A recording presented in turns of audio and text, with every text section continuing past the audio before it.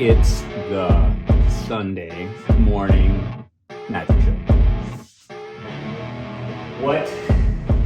What do couch potatoes, how did they say it? What exercise does couch potatoes do?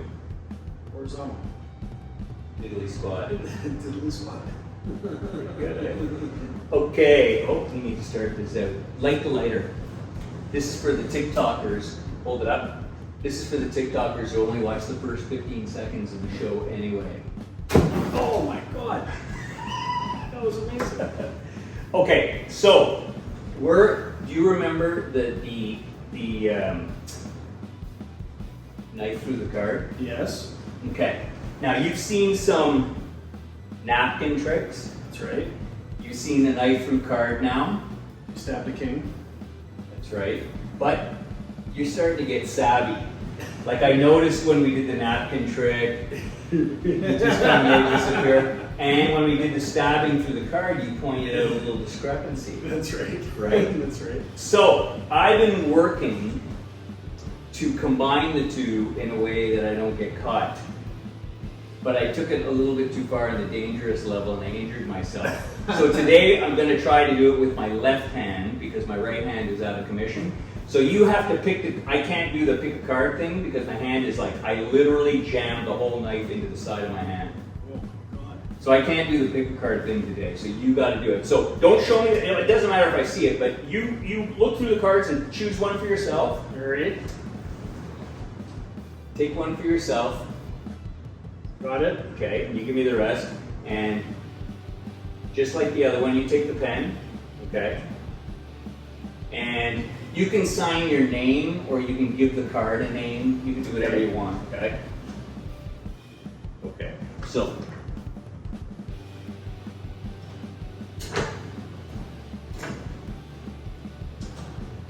So, now, open that up. And take your card, put your card inside the deck somewhere, slide it in. Okay, right there. All right, I'm going to show it to the, right? Okay. Okay.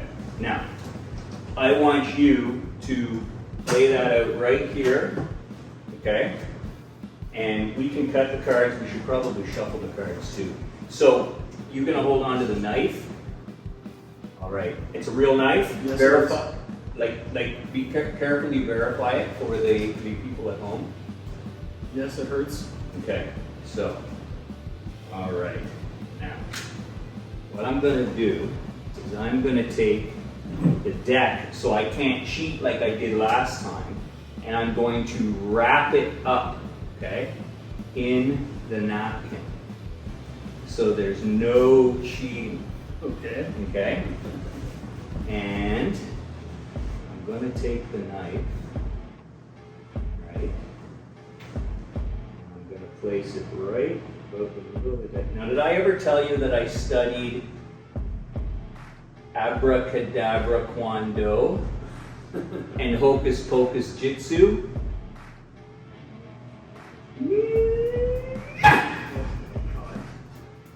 Now, I did that upside down the other day, and that's what caused the injury.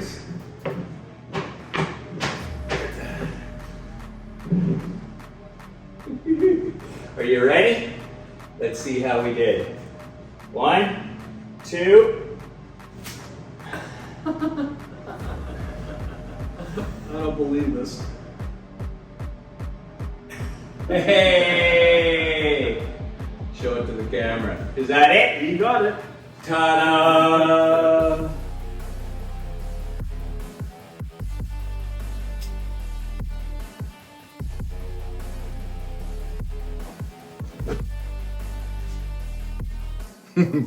Welcome back.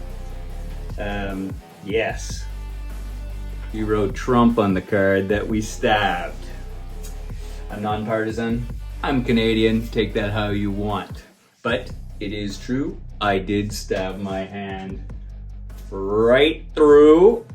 I literally put the knife here with the deck here, and I tried to chop suey the card like that and drive the knife through.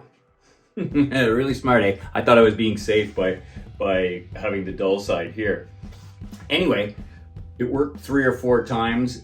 Then I wrapped it up the next day. I think it happened on the very first shot. I wrapped up the deck and the napkin the next day to further hone my abracadabra kwando skills. And woof, I guess the napkin was a little off and I misjudged where the knife was and I literally chopped suey like that. Probably should have got stitches, but it seems to be more bruised than anything. First time I've ever had an injury that I can remember from frickin' magic. So let that be a lesson, kids. You can get hurt. Look at David Blaine. Look at David Blaine. Even David Blaine got hurt. He wasn't faking it. Anyway, that's my napkin version of the card stab, which stands up to closer scrutiny. It's not as flashy as throwing them and stabbing them, but it stands up to closer scrutiny. And of course it fits in with the spoons, forks, knives, and napkins routine that I'm pretty much almost done with. But how am I gonna introduce a deck of cards? Well, next month I am going to test out this. And if it's good, I'm probably gonna get a couple more and make one a giveaway. If you don't know what that is, that's the iron-on. You pick a shirt. I've got some shirts like this, and you just iron it on, and it has a little picture of a deck. There's different styles, like in case of emergency brake gloves. Anyway, and you reach up and you go whoop, and the deck's gone from here, and you got the deck in your hand. Pretty cool. Might be a good way for me to introduce a deck in general, because the one I got is the Joker one, obviously for my Joker routine. So we'll see that next month. I'm injured, so I didn't do another trick for later in the show. So let me get right to talking about next week, because I've got a lot of great card tricks. 2 Joseph B card tricks. One's in oil and water. Might be the best one I've ever seen. And it's very, very cool. My hand is not in great shape, so I didn't try to record it this week. But also next week is my next contest, because that's September. It'll be September 3rd.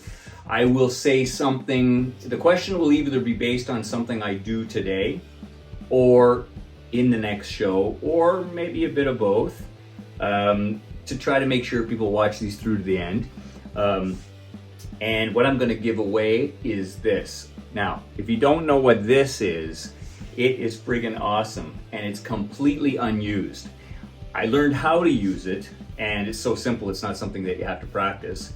And then it never got into a routine. I'm just obviously not serious enough or slick enough or whatever you want to call it to be a real mentalist. But next week, I have a great performance to show you of the obvious little add-on that I've put with the Joe Miranda Peak with the Post-it notes that didn't seem to get any traction, and like I am kicking ass with it. Not to sound cheesy, but it's unbelievable. Now I don't know if it's the tweak that I added that made the difference, but it's not a big tweak. Something that a lot of practicing magicians would know a version of, and it goes back a long time. Anyway, that's kind of a mind reading thing. So I was just looking at this on my shelf. It's such a good collectible, but it was expensive. It's just a combination lock in this little bag.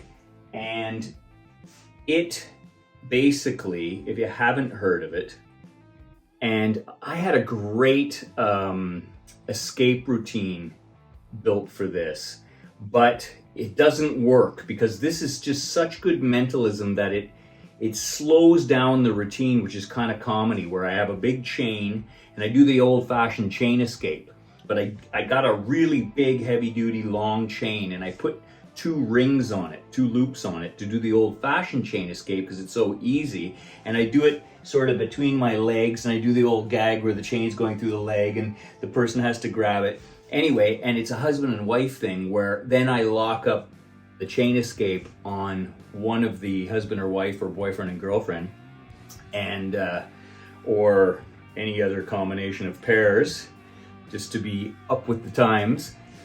the trick is they need to escape from it by being able to undo the lock. And I thought that this lock, which allows you to have it opened at like a date, which could also be a time. Anyway, you'd have to see the instructions. I'll post a link to Mind Effects that explains this trick. It's expensive, really well made, bloody easy to use, especially if you have a routine, and it's going to waste in my collection. So I'm gonna give that away. The contest will be run officially next week based on either something from today's show or next week's show, or a little bit of both. I might be silly like that. So it comes with everything you need. Yeah, so I think I'm gonna keep that escape routine. It's a very cool routine that I'll show here one day, but I'll just do it with the old key locks, where you put them all on the glass and they have to pick the right one. Something like that, or I might put keys. I don't know how I'm gonna present the keys. Maybe somebody out there has an idea. So again, the chain, I escape from it. You know, I do the gag where it's between the legs, and you can get in and out of it really, really quick. So I might even go in and out of it. I do like comedy escapes. In fact, I'm working on a rope one for my rope routine right now that you guys may have heard of. Very cool rope one where you can just get in and out of it after you've been tied up. It's very cool. Actually, you tie up behind the back. But anyway, I'm off on a tangent as usual. The chain one, so you escape and then you prove that you must have had some skills, because you put seemingly the exact same binding with the big long chain on probably the spouse, depending on the personalities, and the other one has to pick the right key to get them free. And you could base it on something they know about each other or their connection or whatever. I haven't flushed it out, but I think it'd be a good routine. But the combination lock, which I thought was a good idea, is just the wrong pace for it. So watch out for that. And that's it for this week. If you didn't learn the trick, the kissing jokers, I'm gonna put the video of my performance together with the tutorial up on YouTube in the next few days. So that'll be available if you just want to go there and be able to see how it's performed and see the tutorial back to back in just one little video, so you don't have to fish through the old episode that it was in. Anyway, thanks for popping by. Play safe, kids. I will see you next week.